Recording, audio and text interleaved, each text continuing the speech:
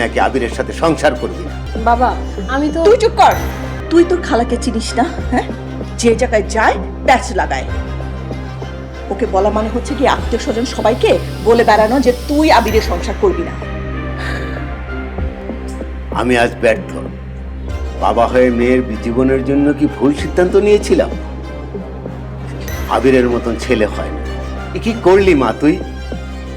বাবার প্রতি এতটুকু আস্থা ছিল না তোর? বাবা বাবা কি হয়েছে তোমার? খারাপ হচ্ছে রে। বাবা কেমন জানি করছে তো বাবা। কি হলো? ভাই আমি অ্যাম্বুলেন্সে খবর দেন। বাবা হাজা আবির যদি রাস্তার ট্রাফিক জ্যাম না সরাতো তাহলে তোর বাবা রাস্তায় শেষ হয়ে যেত।